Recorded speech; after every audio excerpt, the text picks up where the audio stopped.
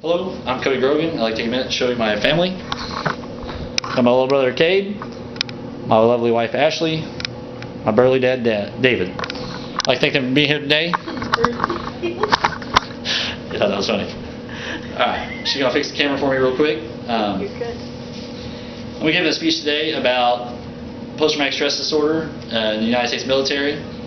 The U.S. Army defines post-traumatic stress disorder as an anxiety disorder that is associated with a traumatic event. And it's characterized by symptoms such as survivor's guilt, reliving the trauma and nightmares, numbness or lack of involvement in society, and recurring thoughts or images of the traumatic event.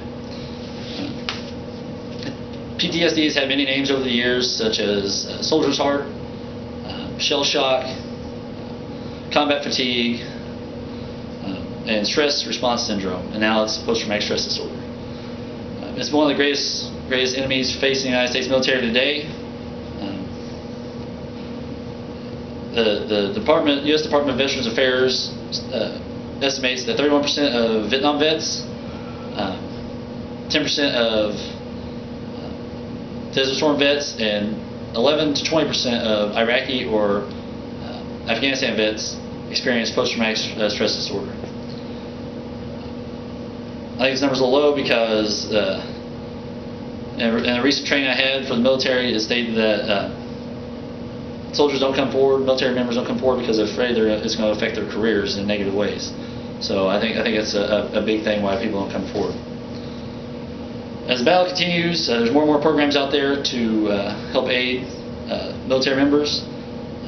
The military is being more proactive in diagnosing, treating, and just being on top of taking care of soldiers for this disorder.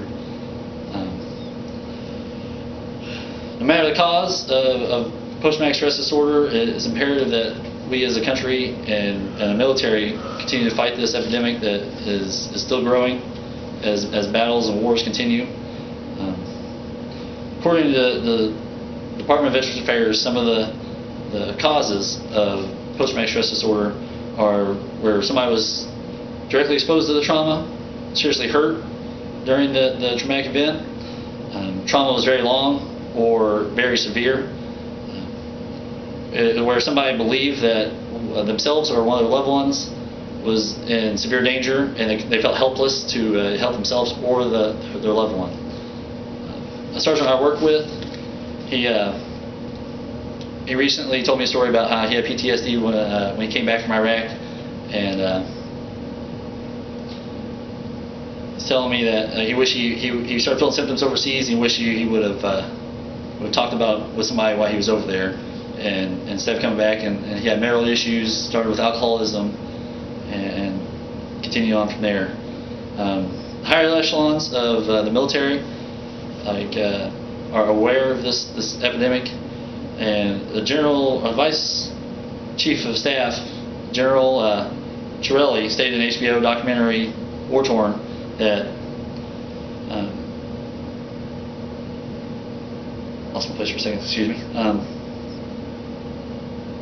They're going to start treating post-traumatic stress disorder like a normal combat wound, where they got a wound in their leg or they got shot. They're going to take them off the battlefield instantly to get them the treatment they need to get them back in the fight or get them wherever they need to be.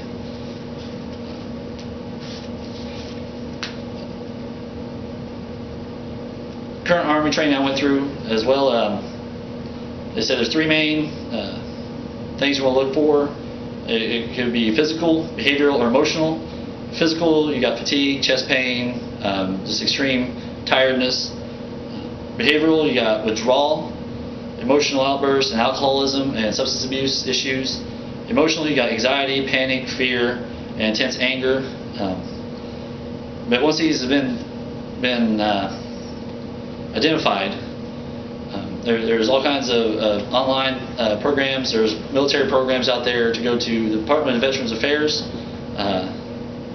website you go to, www.va.gov, has all kinds of help programs on there. They got videos, everything you can imagine to help somebody out. And a lot of the programs are free for combat veterans or military veterans. They got hospitals or care clinics They got 24-hour crisis phone lines, and they even got mobile apps for your mobile smartphone or tablet or whatever you possibly have. This just shows a mindset that the military and the government's understanding this is an epidemic. So they're moving towards getting it fixed. PTSD has been around for thousands of years. It's not going to go away anytime soon. With modern medicine and modern technology advancements, it's making it easier to treat and care for soldiers and track and be able to determine what they need to get fixed and get better to get back into society. There will never be a prevention for PTSD, but the military is moving in the right direction. And I have to ask, if you know a veteran or you know somebody that's been in combat, you just want to thank them and ask them how they're doing, because you might be the difference that helps them that day. Thank you.